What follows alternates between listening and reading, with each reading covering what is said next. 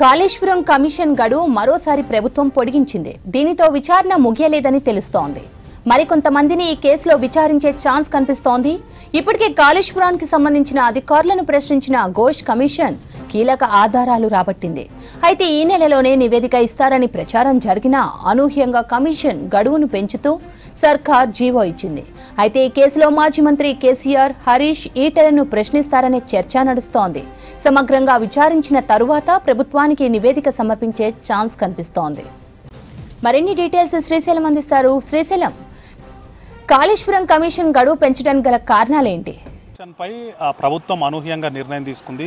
గడువును 2 నెలల పాటు పొడిగిస్తూ ఉత్తర్వులు జారీ చేసింది. దీంతో ఒక్కసారిగా ఈ నెలలోనే కాళేశ్వరం కమిషన్ సంబంధించిన న్యాయ విచారణ పూర్తవుతుంది. ఈ నెలాఖరులోపు అంటే 21 లేదా 22 తేదీల్లో అంటే రేపు లేదా ఎల్లుండున నివేదిక ఇస్తారని ప్రచారం జరిగింది. ఇందుకు అనుగుణంగానే తుది నివేదిక కూడా సిద్ధంగా ఉందన్నటువంటి ప్రచారం జరిగింది. అయితే ప్రభుత్వం తీసుకున్నటువంటి అనూహ్య నిర్ణయంతోనే కాళేశ్వరం సంబంధించినటువంటి విచారణ తుది నివేదిక ఇవ్వడానికి ఖచ్చితంగా జాప్యం జరిగే అవకాశం అయితే కనిపిస్తుంది. జూలై 31 వరకు గడువు పొడిగించిన నేపథ్యంలో ఈలోపు ఇంకా కొంతమందిని పిలవాలన్న ఉద్దేశంతోనే అంటే ఇప్పటికే అధికారులను కానీ రిటైర్డ్ అయినటువంటి ఇంజనీర్లు ప్రజెంట్ ఉన్నటువంటి కొందరు ఇప్పటికే Kaleshwaram commission chairman PC Ghosh బహిరంగంగా విచారించారు. వాళ్ళ దగ్గర నుంచి అఫిడవిట్లు తీసుకున్నారు.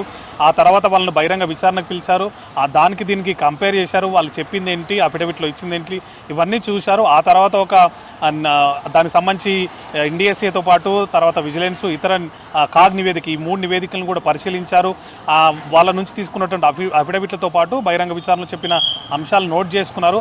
మొత్తం మేడిగడ్డ బ్యారేజ్ కుంగిన నుంచి ఇప్పటి వరకు ఏమేమి జరిగినా అవన్నిటికి సంబంధించినటువంటి అంశాలని కూలంకషంగా పరిశీలించి తెలుసుకున్న తర్వాత ఒక నివేదిక సిద్ధమంటూ కూడా ప్రచారం జరిగింది. తుది నివేదిక ఈ నెలలోనే ఇస్తారని అనుకున్నప్పటికీ కూడా 2 నెలలు పొడిగించడంతో విచారణ నివేదిక ఇచ్చేందుకు ఆలస్యమే అవకాశం కనిపిస్తుంది. అయితే మేడిగడ్డ బ్యారేజ్ కుంగినప్పుడు 2024 మార్చిలో ఈ పీసీ ఘోష్ కమిషన్ను ప్రభుత్వం ఏర్పాటు చేసింది. అప్పటి నుంచి ఇప్పటి వరకు 7 సార్లు కమిషన్ గడువు పొడిగించింది.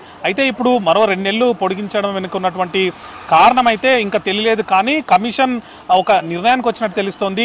అధికారులు అదేవిధంగా ఇప్పటికే రిటైర్ అయినట్టు ఇంజనీర్లు చెప్పినటువంటి అంశాల ఆధారంగా ప్రతి ఒక్కరు కూడా గత ప్రభుత్వంలోని సీఎం చెప్పిన విధంగానే తాము నడుచుకున్నామని అప్పటి ఆదేశాలను తాము పాటించామని చెప్పారు. సో దీంతో అధికారులు అదేవిధంగా రిటైర్డ్ ఆఫీసులు ఎవరైతే చెప్పారో వాళ్ళందరినీ అభిప్రాయాలు తీసుకున్న తర్వాత దానికి అనుగుణంగానే వాళ్ళు చెప్పిన దాంట్లో ప్రతి ఒక్కరు కూడా మాజీ సీఎం అదేవిధంగా అప్పటి మంత్రుల పేర్లు మెన్షన్ చేయడంతో వాళ్ళను పిలిచి వాళ్ళ వివరణ తీసుకోవాలనేటువంటి నిర్ణయానికి కమిషన్ వచ్చినట్టు తెలుస్తుంది. అందుకోసమే ప్రభుత్వానికి చెప్పడంతో ప్రభుత్వం మరో 2 నెలలు గడువును పొడిగించినట్టుగా మనకు తెలుస్తుంది.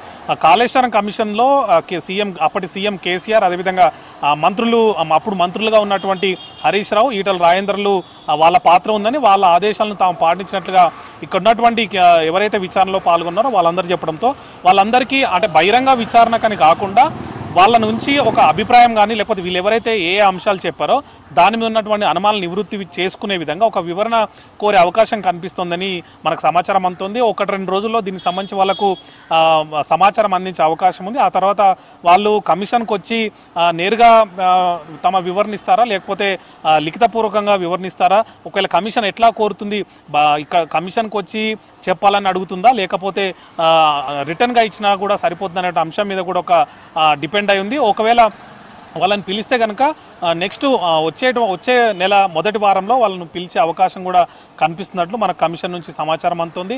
అయితే మొత్తంగా మనం చూడొచ్చు కమిషన్ సంబంధించి ఇప్పటికే అన్ని రకాల విచారణలు పూర్తి చేశామని ముందు నుంచి కూడా ప్రచారం జరిగింది.